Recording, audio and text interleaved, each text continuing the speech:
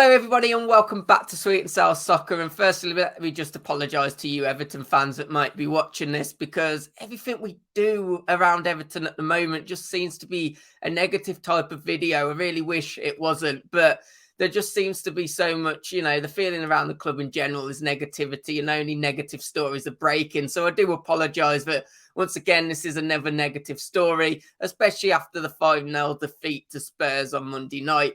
It's already been a pretty miserable week, hasn't it, for Everton fans? But of course, the Daily Mail broke a story last night, basically reporting that, look, we know Everton have been in financial fair play troubles, but those troubles apparently now could ultimately end up in a points deduction. Guys, what I'm going to go into in this video is basically give a bit of information about this, how, Everton have ended up in this situation, as well as giving the club stance as well, and looking forward to the future for Everton Football Club and what that could mean down the line.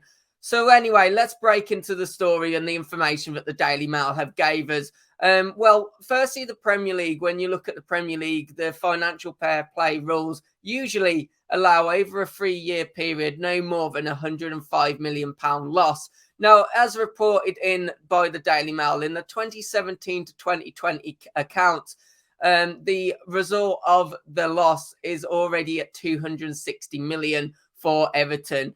Now, this situation has obviously not been upheld because of COVID. So because of COVID, the Premier League have been a bit more lenient. They've gave an extra year to that. So the period is now over a 4-year period, which would mean the accounts for the latest year, which Everton are yet to release. Now, those accounts apparently aren't looking great at all. And it's been reported that there could be as much as £190 million loss.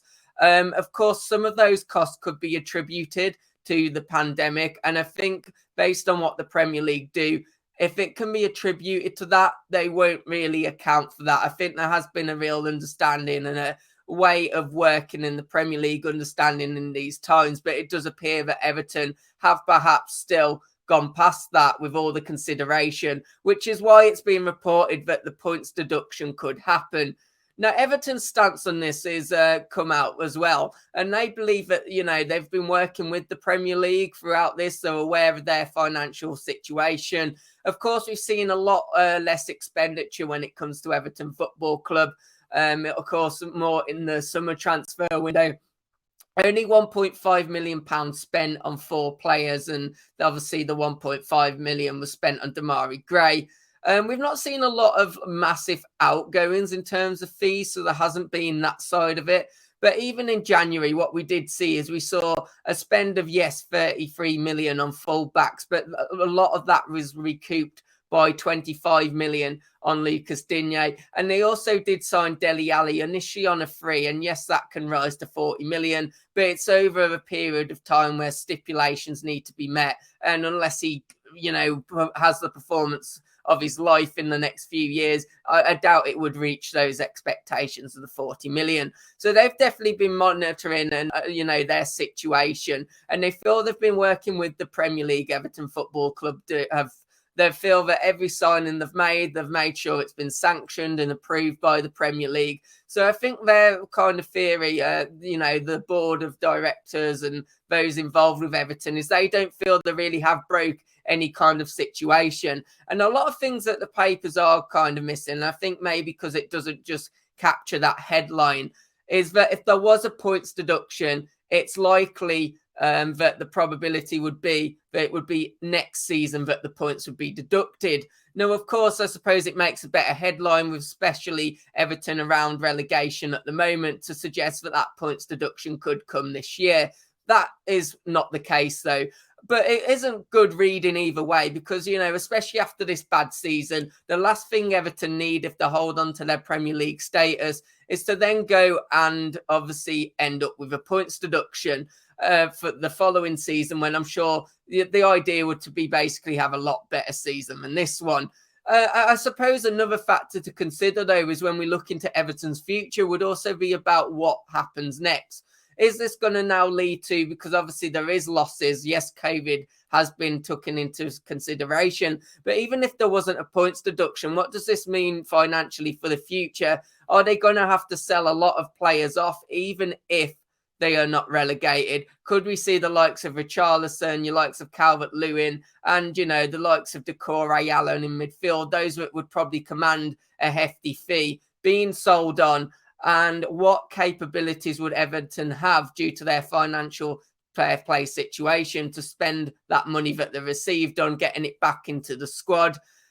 It leaves a lot of bad questions, and it also provides questions around, obviously, the exciting news. The one bit of exciting news for Everton this season, obviously the Bramley Moore stadium that is due to be built. You've got to question whether this is the right time for this to be happening for Everton Football Club. Now, I know that this would, you know, it's going to be a payment over a long time. They've received grants and such, but you do wonder, is this the right time? Of course, tickets are hard to get at Everton. I get that as a fan. More people want to be going to the games. But then at the same time, could that money be spent actually in the squad? Because it feels to me at the moment it really needs to be used in the squad, and it needs to be used a lot better. I mean, it felt like Everton had got better in terms of their spending of money this season, obviously making some really shrewd signings. But we're already seeing that the two fullbacks they've actually signed are yet to really make any impact and be played. Of course, it's going to take time, but there really does feel there needs a massive mix-up in the summer, no matter what happens if you're an Everton fan. A lot needs to happen behind the scenes to get this football club back on track and get Everton basically back to where they feel they should be. Guys, let me know your thoughts. I'm sure if you're an Everton fan, it's a really negative one at the moment. But I think the key here is it could be, it's, as I say, it's most likely that the points deduction, if it should happen, would be next season and not this one. I think that's the key take to take from this. So guys, please, if you have enjoyed the video, as always, please do hit that like button. Hopefully it's gave you a bit of, information around this story as well. And please do hit that subscribe button as well. And hopefully I'll see you on the next video. Goodbye.